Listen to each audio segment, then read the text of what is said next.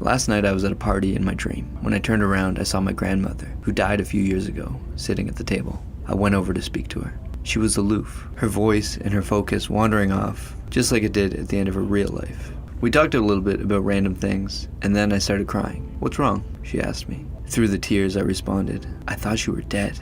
"Oh, I'm sorry." Then we continued the conversation, and the dream faded out. But I feel that it was trying to tell me something, with this part in particular. Trying to give me some answers to one of the ideas that I've been playing with. An idea around dying with unfinished business. She never said, "No, I'm not dead." But she never said she was dead, either. It was more like, and I'm adding my subjective rationalization here, that she couldn't really fathom what I meant. She wasn't apologizing for what she did. She wasn't saying she's sorry that I thought she was dead, and she wasn't. She was simply saying that she was sorry that I felt bad. And what I got out of this is that she's still there somewhere. She's just in a place where the concept of what I'm talking about doesn't make any sense to her. Now, it also just so happens that this perfectly lines up with what I already believe, so how true this is can be up for debate. But I think this adds another piece to the understanding of death, for me anyway. Because you know you're going to see your family members who departed, and that who you've left behind here will visit you soon enough. So really, there's no reason to be afraid, because where you're going, all your people are there. But if I'm not there with them, it's because I'm still here. I'm still alive. And if I'm still alive, it's because I have more work to do. When I do go, I'll go because I've completed my work. If I'm dead, it's because my work is completed.